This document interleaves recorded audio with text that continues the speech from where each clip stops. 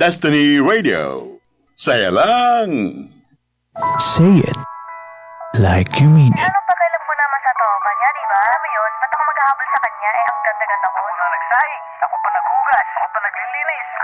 Eh naman na. Feelings you can't hide. Ginawa ko naman ang lahat. Pero bakit parang kulang pa rin? Bakit parang laging kasalanan ko? Dear Diaries at Destiny Radio.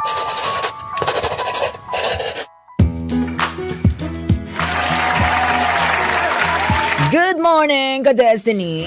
2 minutes after the hour of 10, that is our time, and you are nakikinig sa, ano yun? Konyo.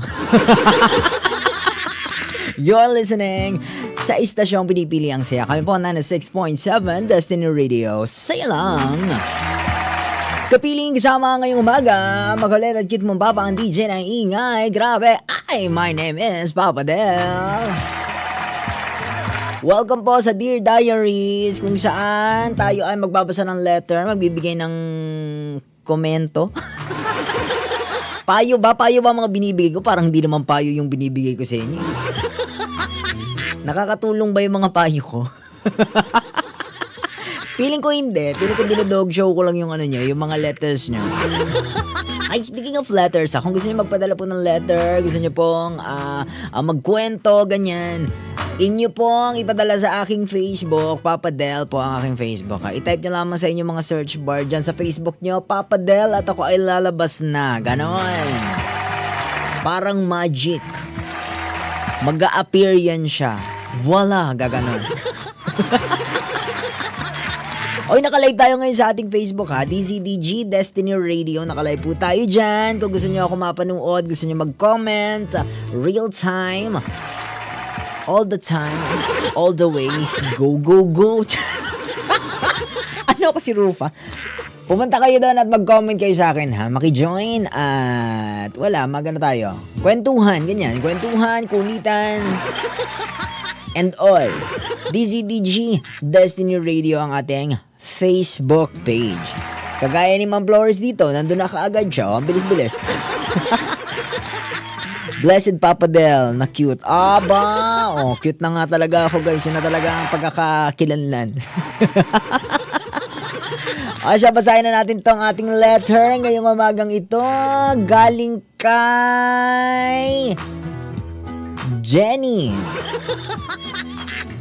Here's our Let's Her.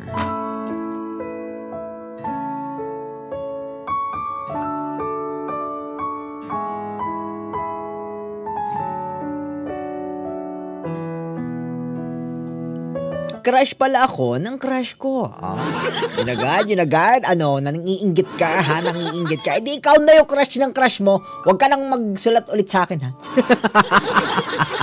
Galit. May tampo. Hello po sa mga ka-Destiny natin dyan na crush ng crush nila. Ano po ang sikreto? Ano po ang hinahalo nyo sa inyong tubig? Ha? Ano po ang mga hinahalo nyo sa inyong mga pagkain? Anong oras kayo natutulog? Anong inyong skincare routine?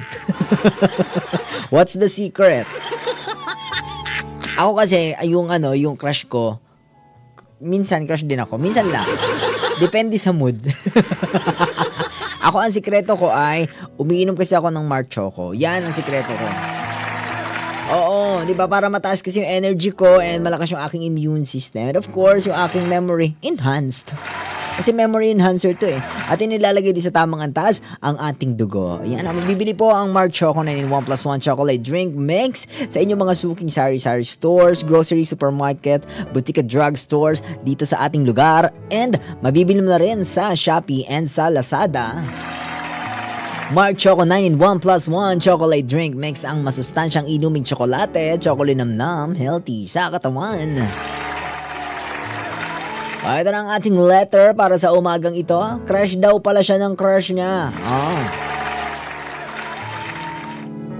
Hello, Papa Del.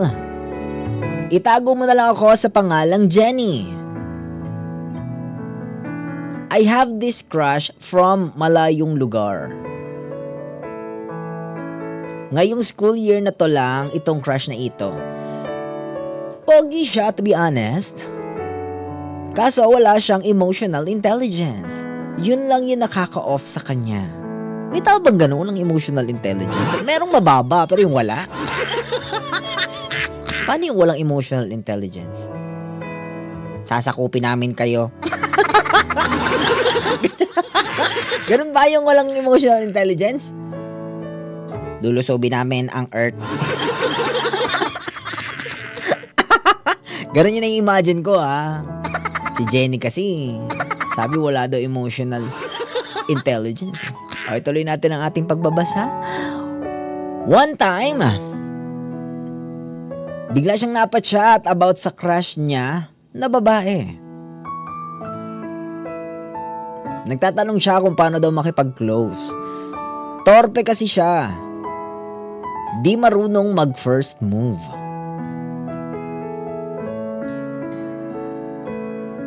Ako naman, binigyan ko siya ng advice. Na-appreciate naman niya yung mga sinabi ko.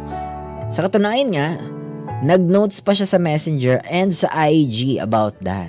Yun yung isa sa pinakamasakit na pinakamasakit na gagawin mo sa buong buhay mo, no? Mag-advise dun sa crush mo about dun sa crush nila. Ang sakit sa self nun, diba? Hello po, Ma'am Lolita Naranjo. Tama po ba yung aking pronunciation? Good morning po, hello po. Masakit syempre, tuloy natin yung letter. Masakit syempre. Kahit nagte-thank you siya, mas masakit nga yung pag nag-thank you siya, di ba? Masakit pa rin for me. Pag-usapan nyo ba, crush ng crush mo, hindi ka ba masasaktan? Diba? Parang kinausap mo lang ako, kasasabi ko lang, masakit nga. Nakakaselos kaya. Kahit walang karapatan, nakakaselos. Di mo naman talaga mapipigilan yung selos na yan. Pag dumating yan, talagang dadamdamin niya ng dibdib mo kahit ayaw mo. Ayun na nga. Unexpectedly, bigla siyang may sinabi sa akin. Sabi niya, I just wanna thank you. English. Spoken in dollar. Hello po, Whitbird Mercado. Good morning! Ito yung sabi nung crush ni Jenny. I just wanna thank you kasi lahat ng gusto ko marinig na sagot, narinig ko na. Yan yung hinihiling ng mga nag-e-exam. Gusto nilang marinig yung mga sagot na gusto nilang marinig. Ganun. Kung alam mo lang, patuloy ito nung nung sinabi nung crush niya. Kung alam mo lang, first time ko sasabihin sa'yo to. Maniwala ka man sa hindi, nagkaroon ako ng feeling sa'yo. Ay pala. Di ka tunuloy. Kasi, baka ka hindi mag-work First time pa. Kaya I wanna say thank you kasi lahat ng gusto kong sagot, sinagot mo. Kahit hindi mo yun dapat gawin. Kaya bago ako umalis, I wanna spend my time with you and our friends. You know, hehehe. Ano? Wala ako nasabi that time, Papa Del. Speechless. Ako di wala ako masabi, di ko na-gets yung niya, yung message niya. Nabigla ako Di ako agad naniniwala. Pakipot ba? Ganda ka, te. Ganda. Makapagpakipot to, Dahil doon, medyo na-awkward kami. Di kami gaanong nag-usap. Tapos na-restrict ko siya kasi ang ganda ko Feeling ko talaga, mag-uusap tayo ngayon. Kada comment ko may sagot ka. Kidding aside, aalis na siya this coming end of school at babalik na sa kanila sa Aurora. Masama kasi pakikitungo niya sa father niya. May family problem sila At talagang shinare mo dito yung family problem niya. The best! Galing! Number 1. Family problem niya talagang shinare mo, Jenny. Grabe ka I wanna spend his remaining time with me. Naisip ko nga nung nasa photo booth kami sa SM, ay wow, libreng promotion. Nakakaano lang. Ano yung Jenny? Si Jenny, pinaiinit mo yung ulo ko, Jenny, ngayong umaga ito. Charot lang. Mabait tayo. Nakakaano lang kung ano man yung anong yun. Kasi kung kailan malapit na siyang umalis, saka lang siya nagsabi, di ba? Paano kung may chance naman, di ba? May chance ba? Di ba? Sana magkaayos kami bago pa man lang siya umalis at pag ando na siya ulit, magkausap kami. Kahit LDR man lang. Hays, hanggang dito na lang muna, Jenny. Ay naku, Jetty, bahala ka dyan. Nagalit. Bahala ka sa buhay mo, Jenny. Tabo, umamin sa'yo yung crush mo na meron siyang na-crushan ka niya once upon a time. Tapos di kayo nag-uusap after that? May crush ka sa kanya, sinabi niya sa'yo na may crush siya sa'yo, tapos ni-restrict mo, hindi kayo nag-usap. You felt awkward. Anong nahita mo doon? Anong ganap nun, ha? O, hindi wala rin. Paano kayo mag-LDR niyan? Diba? Di mo sinabi sa kanya na crush mo siya. At least siya, umami siya na crush ka niya. Ikaw pala yung torpe. Si Jenny talaga yung torpe. Di ba, Ma'am Flores? Di ba, Ma'am Flores? Shout out daw sa lahat ng The Night Runner Show group chat members at sa lahat na naka-tuned in sa Destiny Radio. Saya lang. Tapos sa mga nasa comment sections po natin, pwede po kayo mag-comment dyan. Ano sa tingin nyo? Uminit yung ulo ko eh. Ito kinayanan eh. Yung pagkakaano ni Jenny dito. Hindi ko nagigets yung logic nun. Gusto mo siyang makabanding bago siya umalis. Gusto mong mag-spend time together. Hoping ka na magkausap kayo and hoping ka din na magkaroon kayo ng LDR. Pero hindi mo inamin yung nararamdaman mo. Ito na, umamin na nga siya. Di ba? Ayun na yung window mo eh. Nagbukas na yung door, nagbukas na yung window. Kung ano may nagbukas. Di ba?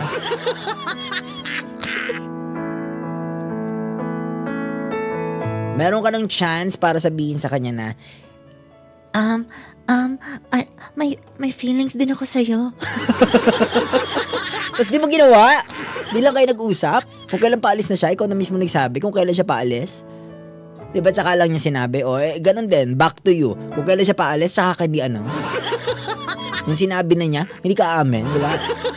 Tapos bigla kang mag-regret. Isa yun sa pinakang mahirap maramdaman sa life. Actually, yun ata ang pinakamahirap maramdaman sa life. Regret, di ba? Mas malupit pa siya kaysa sa disappointment. Disappointments. Nahuli yung S, sorry. Di ba? Mas malapit yung regrets eh, yung mga bagay na na mapapaisip ka na lang na, ay sana pala ginawa ko to, sana pala sinabi ko yung yung part na yun, di ba? So yun nga, balik ko sa yung tanong mo, what if nga, what if may chance pala kayo, what if mag-work pala, di ba? Ikaw mismo nagsabi, paano kung may chance, di ba? Paano kung mag-work? Di ba? O baka di ba siya nakakaalis, o may chance ka pa, sige na. Ibuhos mo na ang ibubuhos mo. And kidding aside sa mga natin, sa mga ka-destiny natin dyan na may dinadamdam, na may feelings for someone else, di ba? Sabi nila, madami nagsasabi na ang unang umamin, talo. Laging ganun eh. Ang unang umamin, talo. At in most cases naman talaga, ang unang umamin ay nilalayuan na hindi ko malipaliwanag kung bakit na gano'n na nangyayari. Bakit kapag may umamin sa inyo, lumalayo kayo? Ano naman kung meron ang sarap sa feeling ng may nagmamahal sa atin, di ba? Ako pag may umamin sa akin, may gusto po ako sa'yo, or I like you, di ba? Kaka-flatter yun, ibig sabihin, ang gwapo mo, ang ganda mo, di ba? May nagkakagusto sa'yo. Hindi ko Hindi ko nagigets bakit pag may umamin sa atin, lumalayo tayo. Bidistansya tayo. Di ba? Hindi ko nagigets yung part na yun, di ba? So, sa mga ka-destiny natin dyan, no? Hanggat may hininga ka, diba? Umamin ka na habang may hininga ka pa. Diba? Hindi natin alam kung bukas ano mangyayari, diba? Baka mamaya may bulala ako na tumama sa atin, mga matay na tayo lahat, diba? Tapos hindi mo na amin yung gusto mong aminin. Diba? Pwedeng mamaya, pagbaba mo ng hagdan, matapilo ka, lumaglag ka doon, o diba? Tapos maumpog yung ulo mo, magka-amnesia ka, o di wala na, hindi ka na nakaamin, diba? Habang may chance pa, amin lang ng amin, di ba? Nang nararamdaman mo. Wala mangyayari kung hindi ka magmamatapang, kung hindi ka magsasalita, kung wala kang gagawin, di ba? Wala mangyayari. Sabi nga, you lost 100% of the shot that you didn't take. Di ba? Pag nag-try ka, kahit di ka marunong mag-shoot, kahit torpe ka, di ka marunong manligaw, hindi ka marunong maligaw, ganon. Diba? Socially awkward ka, ganon. Diba? When you try to shoot the ball, diba, may chance na mag-shoot yun. Pero kung hindi mo kinuha yung bola at mag-try mag-shoot, definitely hindi yun mag-shoot. Diba? 100% you miss the shot na hindi mo tinake. At least pag tinake mo, may chance yung pumasok, di ba? May chance yung mag-shoot, di ba?